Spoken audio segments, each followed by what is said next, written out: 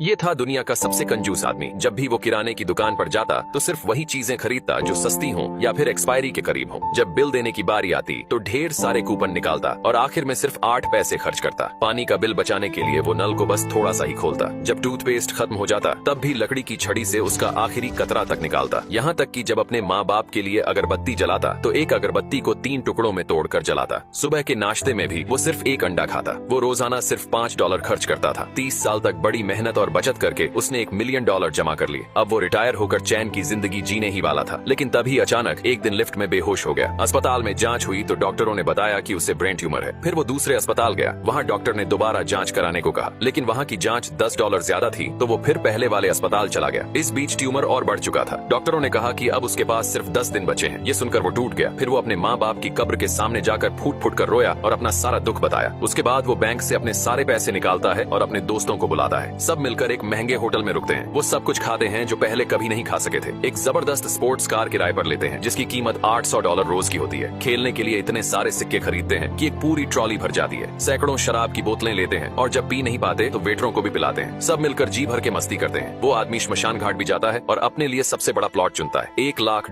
के नकली नोट खरीदता है जो मरने के बाद जलाए जाते हैं। वो मरने वालों वाला मेकअप भी करवाता है ताकि सब कुछ पहले से तय रहे। आखिरी दिन वो अपने घर लौटता है। वहाँ रखी हुई एक एक्सपायरी हो चुकी सॉसेज खाता है और थोड़ी ही देर में बेहोश हो जाता है। उसके दोस्त उसे फौरन अस्पताल ले जाते हैं। जब वो होश में आता है तो डॉक्टर बताते हैं कि उसकी रिपोर्ट गलत थी। उसे ब्रेन ट्यूमर था ही नहीं, असल में उसे फूड पॉइजनिंग हुई थी क्योंकि उसने सड़ी हुई चीज खा ली थी। ये सुनते ही वो जोर जोर से रोने लगता है क्योंकि उसने अपनी पूरी जिंदगी की कमाई कुछ ही दिनों में उड़ा दी थी।